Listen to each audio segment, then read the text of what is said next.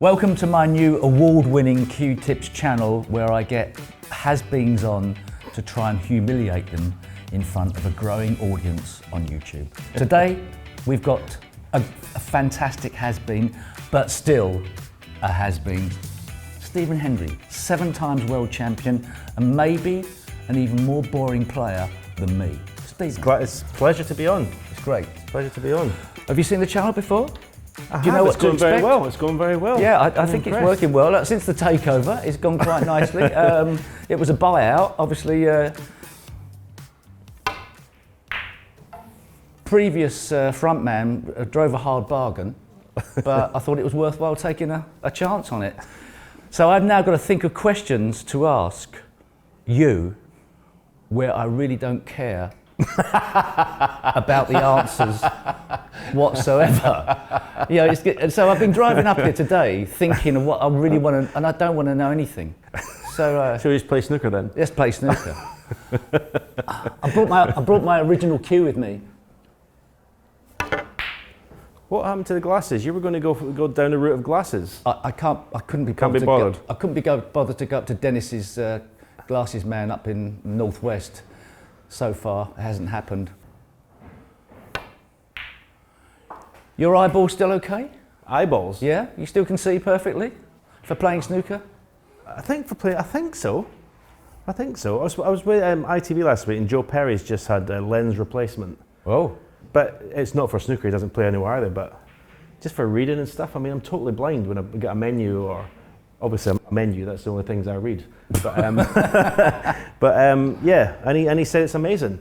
But he says he didn't need it for snooker. You still got it. You've still got the action. It's great. I'm really impressed. I've completely gone. I don't hit the ball properly anymore, but obviously you're playing a bit. But when did you feel, this is my first question that I don't really even want to ask. When did you feel, because you talked about the yips, haven't you? I don't want to mention it on this shot. No, nice pause. When did you feel like you started to get the, because it wasn't apparent to me that you had the yips. Mm. So, but when did you start to feel that was the problem? It was round about the turn of the century. I was starting to get it, the final year I won my 7th world title. That season I was a bit dodgy. I'd lost 9-0 to Marcus Campbell. Oh yeah, I remember that was great. Great times for you players, wasn't it? Great times. Oh God, we all loved that. Anyway, carry on. Yeah, and I started to play the odd shot, and I thought, oh, that was horrible. Yeah. No, I just didn't go through it, and I thought, oh, that was horrible. It wasn't just like a bad cue action. It was like I couldn't. And then I sort of forgot about it. But you're still winning. Still winning. Yeah. But I sort of forgot about it. And then the same shot came up again, maybe months later. It's a random shot. I mean, it could be something like cue ball there, rebel there, just get up to there, and I've just sort of quit in it and just didn't get. And what age were you then? 31, 32. Oh, wow. 33. And I thought, that's weird. Then it happened again, and I thought, oh, never happened in practice. Just a match situation. And then it started. Then I thought, right, I'll avoid that shot. Then I start to avoid shot, and then all of a sudden it's in the head. Is that a thing that's got to me? And then more shots crept in to the point where at the end, it was like you were avoiding everything. Everything. I mean, I was so jealous of players playing simple shots with a smooth cue action. Yes, like a black there. So I was still playing to stun up for a red into there. I'd find that I'd be like a pint of blood to try and play it. Deliver the cue. And not panic on the shot. Yes. Because I was still playing. I mean, I think I beat you in 2006.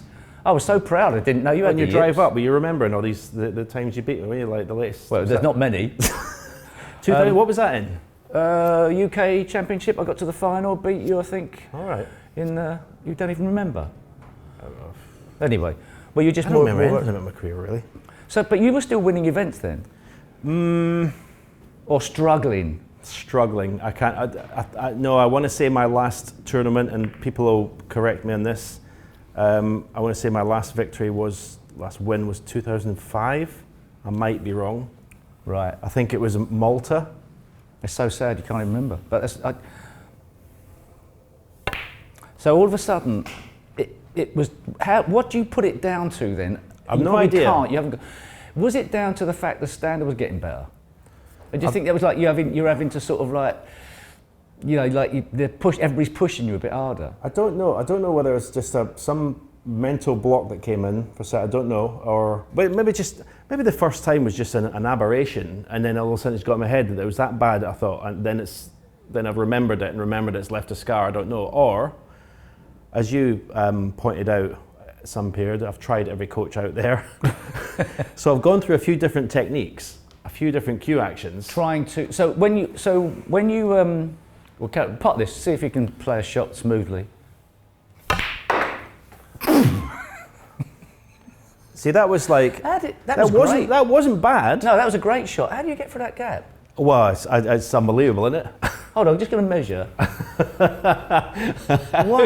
Wow! Well played. Can we see that again in slow motion? Look, come round. Look, he's potted that, screwed through the gap, and he's ended up there. An arc through there. How unlucky is that? In his prime, he was getting lucky all the time. Now all the bad luck starts. So in the golfing world, plenty of golf people start. The problem is on the greens, yeah? Yeah. With the yips. You know exactly what that feels like. When you play golf, is it a similar sort of thing? Yes. I mean, my chipping can be abysmal, and it's a similar kind of thing. It's a kind of like it's the panic. A decel into it. And, you go, ugh. And that's exactly what happens with cue action. I mean, like, I don't want to go on about the fact that I probably am one of the best coaches that's never been, right? Yeah. But the answers to these things there is a reason, apart from the actual mental part. Yeah. Is that if you pull the cue back too far, then it's tough to go through with the right acceleration. Yeah. And that's one of the big problems. And the other thing, as we've talked about, if you pull the cue back too quickly, you're in a panic state anyway. But you tried all other coaches. Did none of them say this to you? Yeah, well, so when it first started happening badly, and I felt really bad with my game because obviously decel and everything. Then I was with Terry. Okay. So Terry shortened me up. Yeah. So not tight in my grip, but basically like all finger, because I was like I was loose. Yeah. So all of a sudden I'm kind of like tighter. that, and a short. Yeah. So basically I'm shorter. Yeah. So there's obviously no decel there, but there's nothing smooth about it. Well, the trouble is you're still going to be panicking to hit the ball because you haven't got enough room to be smooth. What I didn't know is where's the cut off for certain lengths of shots. Yeah. Where does the short action end? Yeah. And you need to go a bit longer. And because I pride myself on being a bit quite natural at the game and just doing it. If I've suddenly got this red to screw back for the blue, then all of a sudden I can't have a backswing that length. No. But Terry said, yeah, you can. But it felt like a real rush to get to the ball. It's a rush. Yeah. I mean, for me, in practice, he had me doing it. Of course, yeah. But you get out there, it's completely alien. For me, when I was playing at my best, I had a shorter backswing, especially for the fast cloths. Yeah. You don't need so much of one. And when you see Judd Trump sometimes from the balk area, where he's got, say, the cue ball there for a big screw back, and most players would be like that. Yeah. And Judd's there, and he can still generate that power. He knows how to pull the cue back a short distance. And but then you've got Selby, who have the cue ball there and have his hand on the cushion. Yeah. And that's a very tough way to play. Yeah. But anyway, so Terry, so then all of a sudden, Terry, this is no disrespect to any coaches, right? No. Terry, you decide to part ways with Terry, and then what happens? So with Terry, I think I would have won my last tournaments with Terry, and I got back to world number one. I'd fallen from world number one. That's fantastic. Well, he's a great, great. He was great. Brilliant. And like with Terry, although he did try and change things technically, but with Terry, a lot was in the dressing room with someone who'd been there and done it. So that was the knowledge he had. And as you know, Terry, he'd give you it straight, and he was very funny and everything. Good. What a great person to have in your corner. Yeah. I don't know how where or why we decided to end it. The next one was Chris Hendry, I think. Chris told us he was on this new award-winning show. He was on it, and he said apparently I was with him for 5 years, which I didn't know. Is this before his balls? Yeah, before the big ping pong balls, pre-balls, yeah. But with Chris, there was technique because he was watching me play and he's saying, where do you think you're hitting the ball? I'm in the middle. He says, you're not. you're hitting it with right hand side. Yeah. So he's quite like that, and I started going, and so I started hitting and I got back to a longer cue action, but then it became more mental. I do remember a moment where I thought maybe things were struggling a bit, where all of a sudden you were talking about the possibility of being able to influence the other guy while you're sitting in your chair. That wasn't Chris, that was someone else told me that. Ah. I thought it was No, that wasn't Chris. Sorry, Chris. No, but you were with Chris when... Yeah, I was with Chris. So but somebody told you... Somebody told me that I could sit in the chair. Somebody told you... When they're at the table, and I could sit in the chair, if I was totally on it and focused and watching them, you could almost influence them making a mistake. And this is no bullshit, it happened a couple of times. I was sensing where the balls were like that. If you say you're in the balls, I would say, he's going to pot this, but I think when it gets about here, he's going to mess up. Sometimes I've been in a similar situation, sitting in my chair and felt like somebody was going to get a kick, and they got a kick. I wonder whether that's knowing that there was... So you're not totally poo-pooing my thing a bit, yeah. But whether you can sense what's going to happen. Sometimes you do get a sixth sense of what's going to happen when somebody doesn't look like they're going to pot one, and then you talk yourself into the fact that it was you that caused that. How did you fall for that? 1 second, let's play a shot, because apparently there'd be people going, there wasn't enough snooker, there wasn't enough crap snooker. But yeah, Chris went into the more in his first set. Well, I'd done a little bit of psychology with Terry. Edit that in? A little bit of psychology with Terry. Yeah. Little bits, like, making tapes and stuff and listening to tapes and that sort of thing. And then, I mean, did you sort of feel like you're then slowly unraveling and you're trying anything? Yes. Then it's yes. like, I'm not saying that the next person... With Chris, he had me like try meditation, where when I tried that I fell asleep. Not good at the table. Not good at the table. He had me watching old videos, because he said if you watch old videos of you winning, it goes in here, and you're about, all it did was reiterate to me how shit I am now. So I don't think that's the intention Chris had from these videos. I was watching them thinking, wow, I used to be good. Now look at me. As I say, I don't think that's what he had in mind. Who was next? This is wrong. All these people are really good coaches. They got. That's a great strike. I think they all got your interest. I mean, apart from the fact that coaches need to make a living as well, they all are absolutely besotted and keen in the game. Yeah. I mean, who's next? Who was next? Come on. I think that was it. I think that, because Chris was the end, because Chris was with me in the 2012 World Championship, my last World Championship. So obviously I made the maximum. I've beaten John Higgins, crap match. Had you told him you were going to retire before? Yes. Right, fair enough. No. Had I? You kept it a secret from him. There wasn't many people knew. What, more than the Masked Singer? More than the Masked Singer, yeah. Because only 3 people knew about that. Well, apart from the actual TV people, only 2 people knew. Right. Lauren and my agent Gary. Yeah. That was it. But yeah, fair enough. But I mean, I wasn't. It became as a massive shock. We're changing. When you retired, what a shock that was for me, because I still felt you had a lot to give. Yeah, but I just felt, even the 147, it felt terrible.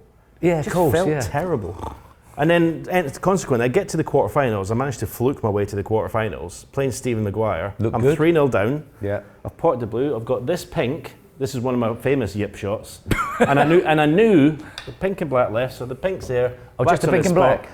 I've got to play the pink. Screw it to the side cushion. Of two cushions. Oh, 2 cushions, okay. Decided to play 2 cushions. And I knew when I got to the blue, because I was straight in the blue, I'd have to play that pink. And I knew I couldn't pot it. It was up there. And I think the pink hit here. Wow, okay. 4-0, I go into the dressing room and said to Chris, that's it. Can't win. 4-0, first to 13. I mean, like Willie Thorne used to say, yeah, I said, I can't win. Yeah. Can't win. Am I in a colour or yeah, no. No, yeah, the pink was here, wasn't it? Oh, yeah, that's the pink back. Yeah. That wasn't there? I think it was. Fair enough, right. But, yeah. Okay, then later on, you decided to blame, as we all do. I seem to remember, at the timeline I don't know, you decided to blame your cue. Well, no, you broke. Well, I think no, you broke. But you decided to change to a totally different type of cue. I won't mention the name, it doesn't really matter, but a cue that has different characteristics. Yeah, a cue obviously smashed in 2001, I think, from Thailand. My original cue that I won everything with. And obviously I think that just goes. I've only made it just.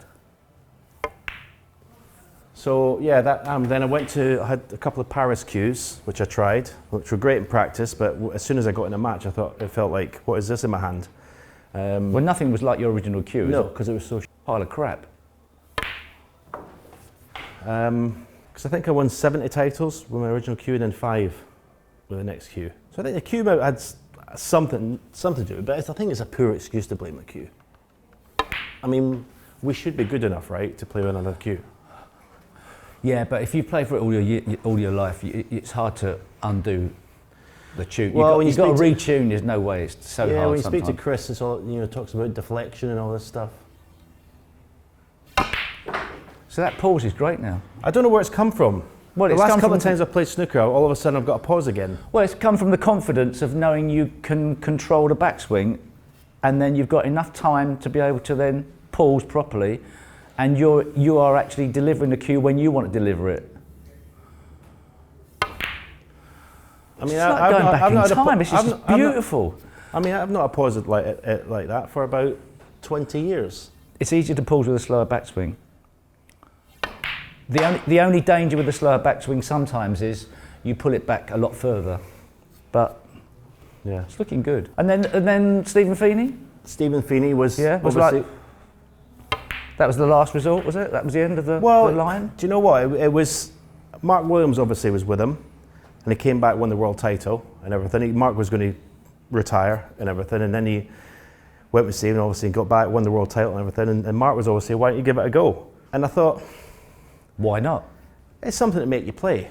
Just like, I wasn't ever going to play just as I was doing, but I thought it's something different to try. And yeah, I found it quite interesting. Like, I think every coach I've had, I've taken something from it. It's like when I watch videos online, social about chipping. Everyone says different things. I think surely there's just one way of doing it, doing it well, but everyone's got a different theory. Well, in the end, it's down to your own innate ability. But you say all the coaches talk bollocks, don't you? Well, I think the danger is that coaches have theories that they get blinded by, and there's a lot of stuff that really is your natural ability that you cannot coach natural ability. There's a lot of stuff out there I feel is. I'm not going to go as strong as say snake oil, because there would be people that could easily aim that at, but I think what does that mean? Snake oil, just something that's supposed to be a medicine, but is. I mean, I might come back again. This is brilliant. I might come back again. But I think I think sometimes coaches get misled by their own theories. What's the worst piece of advice you've been ever given? Not just in technique, like in your career. Worst piece of advice, other than doing this channel. I think you'll find there's almost 400,000 subscribers would disagree. I think you'll find it's an award-winning channel that I've taken over. I mean, don't name names, obviously. No point. Obviously. We'll protect the innocent, or whatever it is. Looking like going on the television looking glum all the time instead of smiling. That type of thing. I can say that. This is brilliant, by the way. Honestly, I reckon you've got a future in the seniors game, right? You've got a future in that 900 thing. No, thank you. I think you have. I think it'd be, obviously my manager said if you don't practice, you're not going to win, basically. And I've had times where I didn't practice and I did win. I think that can be too black and white. I think you do have to work. Yeah. But I think it's like. When you were coming through the ranks as a kid, right, and there were some players around at the time who were brilliant. Yeah. And also, back in that time when you're learning your trade as a it's just fantastic. It's an easy game, really, isn't it? It is. It's a very easy game. Well, it is if you've won 7 world championships and you start to believe you can actually do it. That's not so good. So at one stage, you're learning your trade as a kid. Yeah. Get your arse smacked a couple of times by some very good players from the 80s. Right. Maybe the occasional 9-0. At what point did you feel like you worked it out? Was it just a sort of like a light bulb moment, or it was just the results came? I mean, I don't want to blow too much smoke up your arse, but obviously that tour we did in Scotland was a big thing for me. At the time, because you took me apart night after night. That I thought I could play, and then I obviously realised I couldn't play, not properly. Back to the drawing board. Yeah, but then I looked at it, I thought, well, not everyone's as good as him. You know, I think I'm good at, you know, and I sort of went around that road, playing other players, I was quite confident again, so I beat them. Obviously, it took me a while to beat you, but then, yeah, once I beat you, that was a light bulb moment for me when I beat you. What, the UK Championship? The Rothmans Grand Prix. Oh, Rothmans Grand Prix. Oh, when my cue broke, that one. Oh, yeah. Oh, God. Oh, my God! This is brilliant. This is what, how many points is Don't this? know. We can sort of... I'm going to clear up, though. I mean, it's... You're going to clear up. Well, you might struggle because you can't play left-handed with the green, but... Yeah, so yeah. Now that was a huge moment because obviously you were the one. So yeah.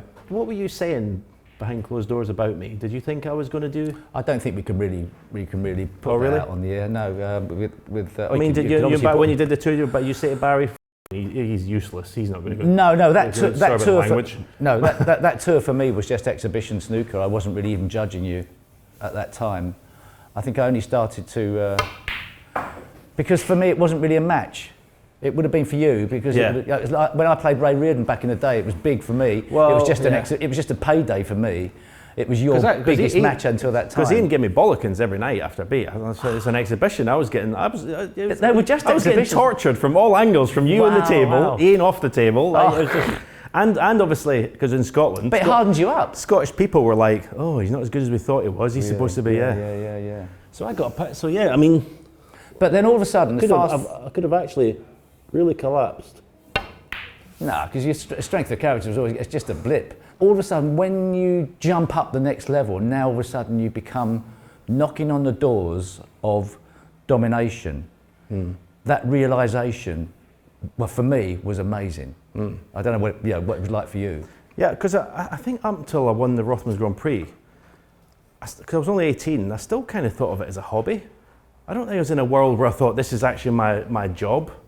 It was still like kind of like I'm young. I'm just like I'm playing. This is great fun, and it's going to end. But then maybe before that. Sorry, maybe it's before the Rothmans Grand Prix. But maybe around 17, up to about 17, 18. I still don't know whether I actually believed I could do. Wow, yeah. But it's amazing the confidence you get from winning. That was a fantastic shot, under control as well. I remember lying in a bath, semi-finals of the UK Championship at 1980, and it all of a sudden dawned on me that actually I could win this. Not just I'm playing every round, I actually could very well win this. And the confidence I got from that was amazing. Look at the side on it. Oh, it's too hard. Well, at least you've hit it properly. Go on, what are you going to do? Oh no, it's all going to go wrong. You got that. Isn't it annoying? Every place on TV now does that. Huh? They all do it. They just play a shot and then they go, "Oh, I'll just do that." Well,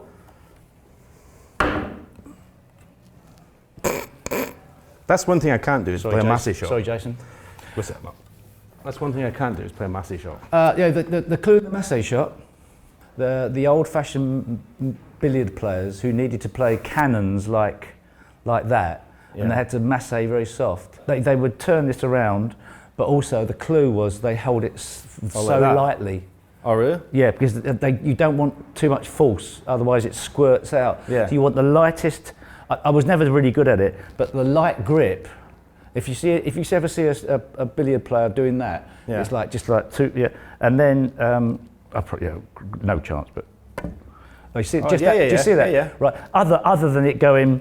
Bosh or that's what I do. So because you're holding it like that'll be £20, please. All of a sudden, there you are, having it all your own way, winning tournament after tournament to the point where everybody's collapsing against you. What a wonderful feeling! What a wonderful feeling when people are collapsing, yeah. And then you're like, buddy, you're bulletproof, aren't you? Everyone's talking about who's going to win it. Oh, Stephen's going to win it. Who's going to win that? Stephen will win that. Everyone's saying how brilliant you are. Yeah, it's great. And then it turns, and then we're saying, yeah. But all of a sudden, I seem to remember, because when you came on the scene, as it was being hated it. Of course, you got to hate it, right? But I always thought that you took the fact that Ronnie O'Sullivan was maybe a natural successor. I thought you took that far better than I took the fact that you came on the scene. Right. It seemed like you went, yeah, he's a great player. So I thought, oh, that was, if I'd have done that, I would have probably not beaten myself up as much. That was what I was projecting outwardly, though. Ah, well, that's what I wanted to know. Not that I'm at all interested, right? But that's what I wanted to know. That was the outside you were saying, but inside you're hating the fact this guy's great. Of course I am. And John Higgins and Mark Williams. So you didn't enjoy the challenge of the match. You didn't enjoy the fact there was the whippersnappers coming up. Because I didn't enjoy you coming through, because all of a sudden you were outplaying me. I enjoyed it. I enjoyed the beginning. Near the end, when I didn't feel I had the game to compete, I didn't enjoy it because I just went in. I think Ronnie beat me in a semi-final in the world, 16-5 or something, and I just didn't feel I had the game to compete. And I even bailed out in the press conference and said, "Oh, one of us could easily beat the other one really easily." Right. And it was really a way of bailing out, thinking I can't compete with this guy, and that was horrible at the end. Yeah, I hated that. A lot is made of things. Like, you know, to me, the when we did the tour, I don't think it would have made a blind bit of difference. You'd have still been great anyway, because that is how it works, right? And obviously Mark Williams would have still been great every way. But everybody talks about the fact of you letting another player too close to you, as a friend rather than as an enemy. It probably wouldn't have made a blind bit of difference, but that was you changing as a person, probably more. Yeah, I mean, that's probably, you talked earlier about advice, that was probably a bad bit of advice as well, just stay away from people, and because we copied what you did. Yeah. My manager just looked at whatever you and Barry did and said, right, we're going to do the same. Maybe if I was spent time with players in the beginning, like I wouldn't have wanted to do it so much at the end, because I thought when my game was, I thought, oh well, I've missed out. This is fun now to spend time with players. Then obviously Mark came around, we became really good friends. Good competition. Yeah. I mean, but so then, I think that definitely took a little edge off me. Definitely. But you get older and you think, how long are you going to be like you're going to be? Yeah, you think you get older and I want to have a bit of fun now. I feel like I'd sacrificed, it's your break. Right. I feel like I sacrificed a lot. And I don't know, it came on, all of a sudden I wanted to experience more things, so. Yeah. Was the retiring thing purely snooker, nothing personal, nothing? Purely snooker. Purely snooker. Purely snooker. Because I just feel like, and then did you regret it? I mean, like, when did you start to go, oh, really I should have gone a bit longer because I still had something there was a small, the main reason was I didn't think I could win because I had this debilitating thing, my game was shot. So I didn't think I could win, and winning for me is enjoyment. If I don't win the tournament, it's fine, but if I fail going to a tournament thinking I can win it, that's the thing. If I go into a tournament thinking I can't win this because my game's not good enough, that's like, ugh, I don't like that. So part of the reason was though, you just went like that. Yeah, at the time you had to enter everything. You weren't allowed to pick and choose. Oh yeah. You had to play in all these PTC events, go down to Sheffield, play in a room where the only people watching were like someone's mum and dad. You're playing some kids and mum and dad's cheering every shot. You hadn't thought of the doctor's note by then? No. That hadn't come in yet? No. How annoying was that though, when you're playing something, mum and dad's clapping every shot at the pot? What do you expect? Oh, it's better than my mate used to come along to some of the qualifiers and fall asleep in the crowd. Yeah, I mean, like, I don't want to play, and you're doing me such a favour. I'd just be in an interview. Well, your job in this, your channel is to interview me, so I mean, carry on like this, you'll have your own channel.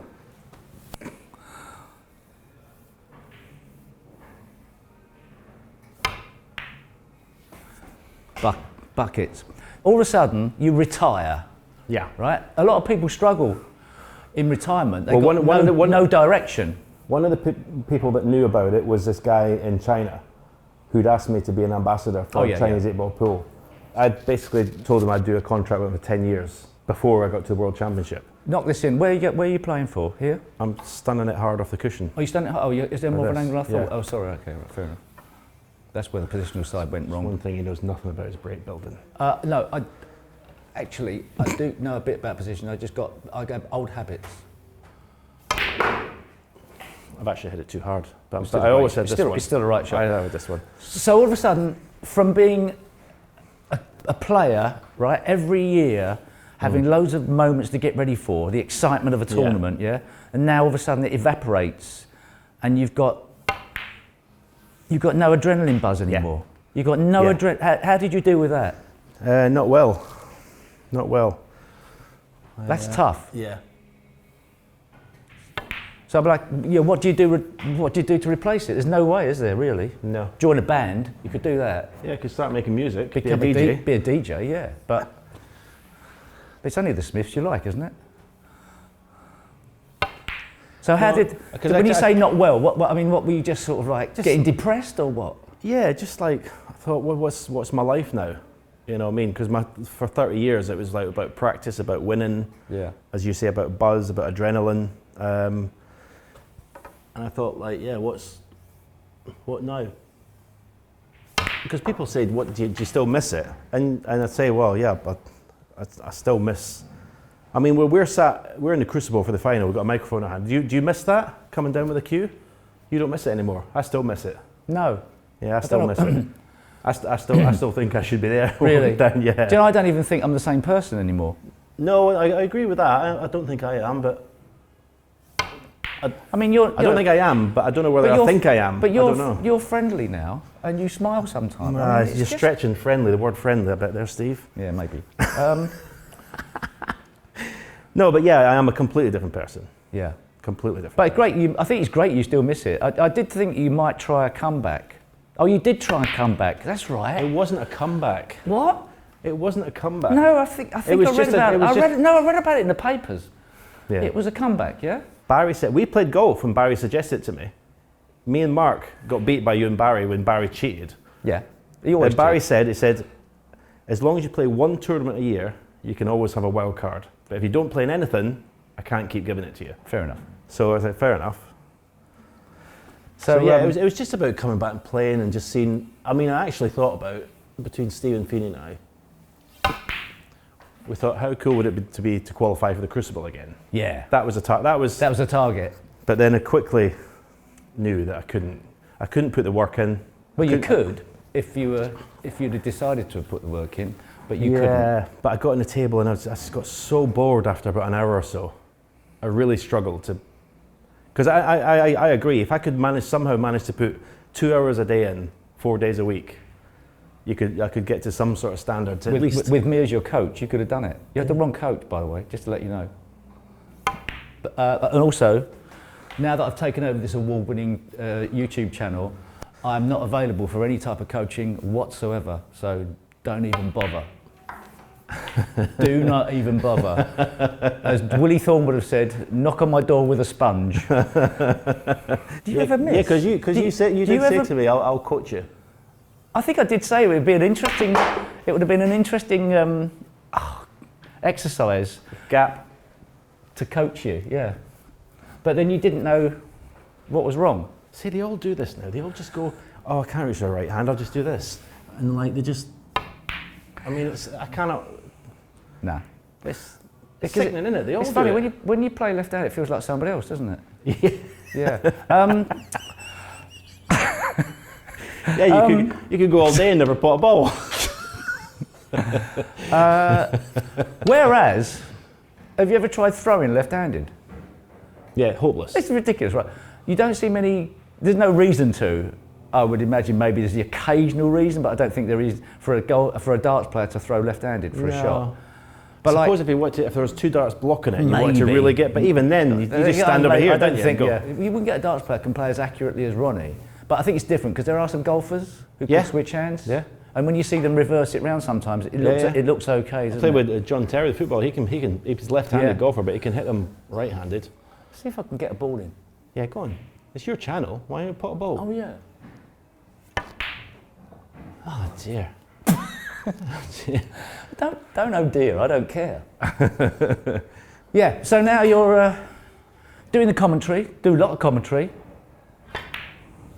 It's an enjoyable thing to do. Yeah, well, most times. I mean, as you know, we commentate together sometimes. You do get some matches that are just vile, and you don't want to. But then I'm sure there was matches we played in that were vile. The game was slower back. Yeah. Certainly. Do you prefer commentary or studio? I might have asked you this before. Are you allowed to ask me questions? Well, I just. I actually like the balance. I like one day being in the studio, next day commentating. When you go commentating, you get your snooker head on again. That's great. Right. Yeah, to remember what it's like to be a snooker player, even though the game has sort of changed in shot selection. You've seen it change over the years, shot selection. You were the most aggressive player of your generation. Do you think they play even more aggressive now? It's gone the other way. It's amazing. Or do you think you've just got used to it? No, break building now has got on about taking all the loose reds away first. Even Judd has changed the way. Ronnie's changed the way he's played, and I don't know why. Maybe the cue ball controls just got so good they can rely on being the perfect angle at the end, or they're frightened of going at the pack and blocking up balls. But it's amazing because I'm commentating now and I'm thinking, right, he's going at the pack, and they don't. What about forgetting break building, smashing into the pack? The choice of what shot they go for on the colours when they've got, like, say there's a yellow here and the white's down there, and like back in the day you'd go, well, you've got to play safe. Well, not necessarily like that, but it feels to me like they are taking more. And I think you were the first player for me who worked out, go for it, because you don't always stick it up. But my era was always like, oh, if you miss that, it's dangerous. You could stick it up, but it doesn't always stick up. So you were the start of that, I think, whether you know that or not. But part of my psyche and going for everything was it put my opponent in the back foot. Thinking, God, my safety's got to be good. He's going for everything. What is he not going to go for? And I just thought, and that's how Judd, when he first came onto the scene, was playing. Absolutely. And he absolutely, everyone was like, there's just. Because I remember when intimidated everyone. I remember when I started to play you, and you started to sort of get more and more sort of strength of like fancying the job of beating me. That the thing that I really couldn't get my head around was, back in my era, you'd play safe to the top cushion, you'd leave people reds that were like tempting reds, and you actually hope they went for them.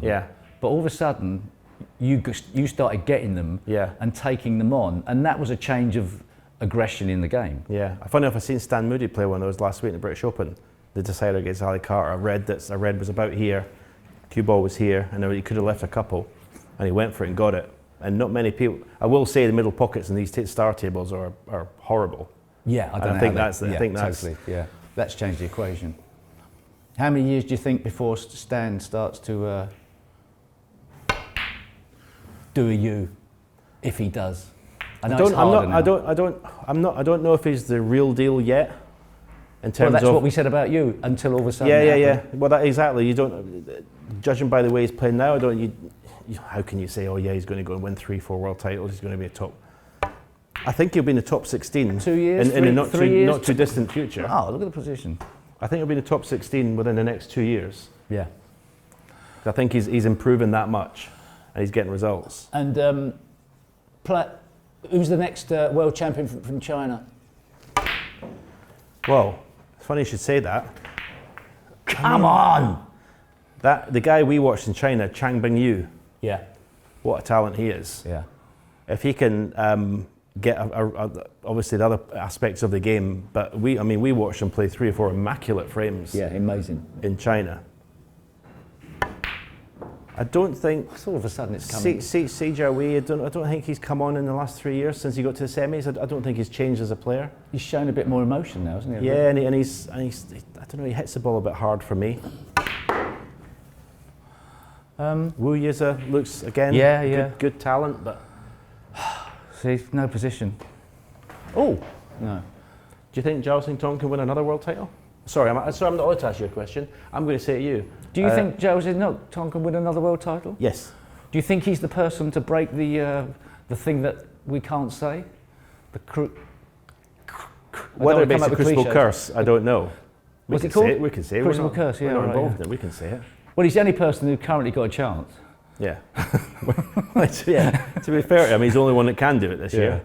I think he'll win 2 or 3. I think he could be the future. Understandably, he's gone a little bit quiet this year. It's always a bit of a and there's a lot of good players. I must admit, I thought he might have won a tournament by now. I just didn't think he would be phased, but he seems to be a little bit phased with the expectation. I mean, probably the fact that he's become an international superstar and no one makes the game. I'm including everyone.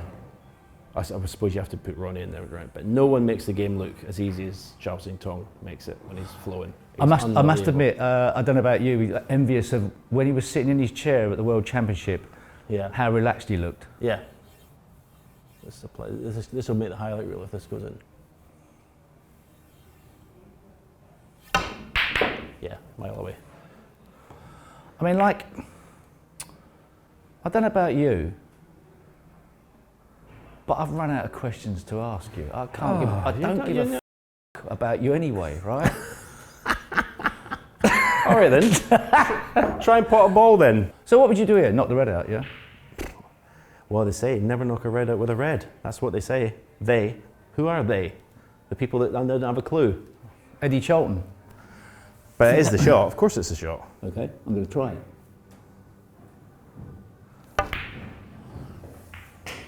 Bit soft, wasn't it? Yeah. I quit on it. Did you? Yeah. It looked, but see, that's the thing. Like, you say I looked all right and I wasn't. I thought that looked all right. You said you knew it wasn't. Yeah. People you don't know, do you? I don't even know if this goes off anymore. I used to know about things like in-offs. Oh, it's all coming back. Ah, that's great, bro. It was nearly great. Well, that's when I did that comeback. Everyone played out the skin against me. So maybe I'm bringing it out of you as well.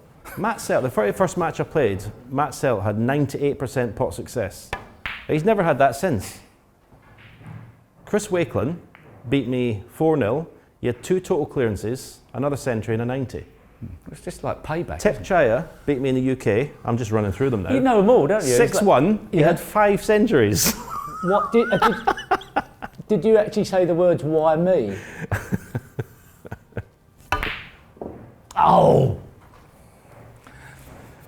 All right, here's a question. Okay. Do you think the other players now, top players, think we were any good?